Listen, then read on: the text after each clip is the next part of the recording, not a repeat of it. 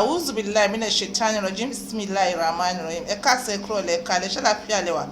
Gẹ́gẹ́ bí èmi on point by 2 ṣe wà lẹ́ni, thank you so much. Àyájọ́ olólùfẹ́ ó ti fẹ́ wọlé tán. Ṣóyé yín láàrin ọkọ àti ìyàwó ní tọdún yìí. Ṣóyé yín ẹ̀yin sísí ìta ẹ lọ sẹ́ńpẹ́ láàrin ọkọ lé àti ìyàwó. Ṣé ti ready? So ọkọ àti ìyàwó because of this very great occasion, ṣóyé yín, fún license lovers a fẹ́ change venue, you understand? Èmi àtọkọ mi a fẹ́ change venue. A ní ṣe ní particular ilé wa. Èmi àtọkọ mi a fẹ́ lọ sí special place láti lọ ṣe. Tó bá wù Ọlọ́run mo lè wá show yín o, ṣóyé yín, tó bá wù Ọlọ́run. So keep in view. So ẹ̀yin náà emulate ẹ copy wa ọkọ àti ìyàwó. Èmi ò sọ pé excuse me o, ọkọ àti ìyàwó ni o, license lovers. So ẹ má jẹ́ ká fọ̀rọ̀ lẹ̀ sọ̀rọ̀.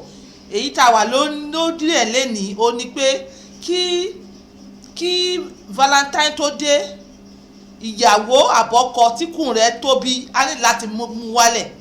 Ṣóyé yín ẹ ní láti mú wálẹ̀ bíi on point. Ṣóyé yín ẹ ní láti mú wálẹ̀ bíi on point. Ṣóyé yín ẹ ní láti mú wálẹ̀, you understand me? You have to work, kò easy láti ní ikùn tó ga. Ṣé ẹ mọ̀ pé tí kò bá sì ga ó máa ń pa gbogbo nǹkan, ó máa ń pa gbogbo action, kò kí ń jẹ́ kí èèyàn ní action. Mo ti sọ nílẹ̀ bíbá níjọ́ tí mo ṣe fídíò, mo ní àwọn ìyàwó ilé wọ́n mọ bí wọ́n ṣe máa ń fìdí ọkọ. Ẹ fìdí ọkọ late hour, ẹ fìdí ọkọ, kò sí time láti digest. Ṣé ẹ fẹ́ mú ọkọ wá sí level títí yín ni kí ọkọ wá di obìnrin kó mọ̀ ní action lórí bed? Ẹ mọ̀ pé tí kò bá ti pọ̀ jù ó máa ń jẹ́ kí okó kéré ni, okó máa ń sá wọlé ni. So ẹ ní láti jẹ́ kí ọkọ yín wà smart. It is not by oúnjẹ tí ọkọ bá lọ pọ̀ ti yó, ẹ jẹ́ kó wà bẹ́ẹ̀. So ẹ̀yin èèyàn, omi dá máa mọ̀ tọ̀rọ̀ ìbọn ara wọn ni ẹ mọ̀ mú ti yín. Omi dá nígbà tẹ́ máa lò ó. Ẹ mọ omi láti àárọ̀ títí di something like 5. Tó bá ti kọjá 5 tó yẹ yín, ìyókù ó lè mọ́ sábà wúlò. Á tún máa disturb yẹn, máa tọ̀tọ̀tọ̀ lálẹ́. Ṣóyé yín dẹ àwọn míì ìgbà tí mo bá lómi yẹn tí mo fọ́ mi exercise ó mọ lọ jókòó síkùn wọn. Ó wà lára nǹkan tó máa ń jẹ́ kó ikùn tóbi. Bẹ́ẹ̀ ikùn bá tóbi jù kò sí nǹkan tó wà ńbẹ̀ ju ọ̀rá lọ. So a fẹ́ get ready ọ̀rá yìí. A ní láti get ready ọ̀rá láti wà kó jẹ́ kíyàn smarting. Ṣóyé yín ọ̀pọ̀ ìbàṣẹ bá rí kùmí tẹ́lẹ̀ ó tó báyìí. Bẹ́ẹ̀ mo ti smarting, kò sí nǹkan kan míì yàtọ̀ sí kíní. Ṣé rí kíní ẹ lè múlẹ̀ méjì nínú oṣù, ẹ̀ẹ̀kan lẹ gbọ́dọ̀ mú, ẹ̀mẹ́ta nínú ọdún la máa fi lò. By the time in 3 months tẹ́ bá máa fi lọ lákọ̀ọ́kọ́ yìí, ikùn yóò ti flat. Then pẹ̀lú àwọn nǹkan tẹ́ ẹ̀ ń ṣe tó yẹ kẹ́ ẹ ṣe, bí ikùn yín bá tóbi ẹ̀yin náà mọ̀ pé kankan lẹ́ ṣe tó yẹ kẹ́ ẹ ṣe. Ẹ ní òtútù mú, ẹ mu ọtí bí ẹni mu omi bọ́kẹ́tì, ẹ mu omi, ẹ lè mu ọtí gálọ́ọ̀nù 10. Ẹ ní òtútù mú. Èmi ò kí ń ṣe fanatics, màá sòótọ́ fún ẹ. Tó tútù bá mú tó sọ pé ó mu ọtí tó ní fanatics, ẹ lè wá èyí kọ̀rẹ́ jíìnì gidi tó máa ń mu kọ́ọ̀pù kan sárín, short cup kan lẹ́mu, ìyókù ti dijọ́ kejì wọn ò bí yín dákẹ́ mu méjì, gbogbo orí ògbóná wá ní fìhìn.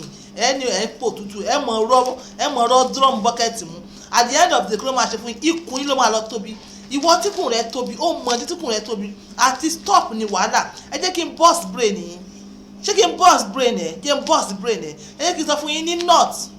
Èmi ò sọ pé nut kí àwọn ìtọ́jọ́rọ̀ àwọn Yorùbá o. Mo mí àwọn Haúsá gangan, àwọn lẹ́lẹ́ran, àwọn lónímọ̀lú. Wọ́n èyí sábà jẹ mọ̀lú, wọ́n èyí sábà jẹran. Tí wọ́n bá lọ pé àwọn jẹ súyà yẹn, wọ́n bá ra súyà 1000, kò tó ẹran ọyọ kan kàbìtì tí Yorùbá ó jẹ oríṣi 4 rẹ̀. Yorùbá fẹ́ jẹ́ òjòkó jẹran nísìn, ó jẹ́ ilé mẹ́rin, ó wà mú juice kàkàkàkàkà, juice sugar. At the end of the day ẹni kùn tóbi. And ẹ̀dẹ̀ mọ́ sọ́pọ̀ ẹ̀ ṣe fàájì, ẹ mọ́ sábà ṣe fàájì yín lálẹ́ tí kíní ẹ̀ máa lọ jòkó síkùn yín tí ò ní ráyè digest. Gbogbo nǹkan tó yẹ kẹ́ ṣe lẹ́ ń ṣe, ó pa testosterone yín, ẹ̀ ní action. Àwọn nǹkan táwọn Haúsá mọ̀ ṣe, àwọn náà mọ̀ jẹ sugar. Ṣóyé yín sugar àbí ká wọ glass sugar no jẹ́ ká ṣí kàlíbà ríra wa. Sugar làwọn Haúsá mọ̀ ń jẹ. but bí wọ́n ṣe ń jẹ ṣúgà yẹn ó ní kí ló kan máa ń pè ní káyáyájì yẹn tẹ́ bá dọ́dọ̀ àwọn mẹ́ṣáì gan ó wà nínú omi wọn tó bá ti mú ó máa neutralize gbogbo ṣúgà ara wọn ni ó máa neutralize ṣúgà ara wọn òun ni wọ́n fi ń ṣọkọ ọkọ obìnrin mẹ́rin òun ni wọ́n fi ń dúró sàn ẹ̀yin ní ìyàwó kan náà ni bẹ̀ síbẹ̀síbẹ̀ náà ṣúgà ẹran kò jẹ́ gbogbo ẹ̀ wọ́n níwọ̀ntúnwọ̀nsì ní ebi oníkẹ́ mọ́ jẹ́ kẹ́ mọ́ ṣe fàájì bó ṣe fẹ́ o àmọ́ níwọ̀ntúnwọ̀nsì wọ́n tó bá ti dalẹ̀ late hour oúnjẹ ò dáa ó mọ́ ń jẹ́ kíyàn wà lazy ó mọ́ ń jẹ́ kíyàn sanra jù ó mọ́ ń jẹ́ kíyàn lose testosterone as ọkùnrin ó mọ́ ń jẹ́ kí testosterone ọkùnrin ó mọ́ ń jẹ́ kó di estrogen yìí kò dá lára ọkùnrin bẹ́ẹ̀ náà dẹ̀ ni kò dá lára obìnrin náà tó bá pọ̀ jù àti obìnrin gan kàásẹ̀ at the end of the day ó máa cause nǹkan tó ń jẹ́ a kind of cancer fún so gbogbo ẹ jẹ́ kí ni ó jẹ́ wọ̀ntúnwọ̀nsì tẹ́ ẹ bá ra kíní lọ́wọ́ tèmi tẹ́ bó ṣe wà yìí mẹ́ta rẹ̀ lẹ́nìdì nínú ọdún yìí tẹ́lẹ̀ dẹ̀ máa ní ẹ̀ẹ́dẹ̀ máa rí significant differences pẹ̀lú àgúnmu kan tí máa fún yín tó jẹ́ pé because exercise ò tó ẹ need exercise but kò tó ẹ máa fi kíní ìsílẹ̀ wọn máa jẹ́ kí àwọn unwanted ọ̀rá yẹn kó mọ jáde díẹ̀díẹ̀ unwanted ọ̀rá ó máa jẹ́ kó jáde díẹ̀ bẹ́ẹ̀ náà wọ́n máa mú yín jáde as ọmọkùnrin bó ṣe wà yìí lélẹ́yìn nìkan láì calculate owó delivery àti owó àgùn yẹn mọ́ eléyìí nìkan is 5,000 naira so yẹn mo sì lè upgrade mi fẹ́ kẹ́ ẹ̀ mọ̀ kan tó wà nù ẹ̀ ni ẹ bá ní kí lórúkọ ẹ̀yin Yorùbá èmi ò mórúkọ ẹ̀yin Yorùbá orí ọ̀fẹ́ tí mo ní òun náà lélẹ̀ so yẹn òun náà lélẹ̀ so lẹ́yìn ìgbà yẹn ẹ ní láti máa ṣe exercise nǹkan tí ẹ máa jẹ àti tẹ̀lé máa jẹ bẹ́ẹ̀ ṣe máa ṣe máa sọ fún yín ẹ bá ṣe ń lo ẹ bá tẹ̀lé within 3 months ẹ máa rí significance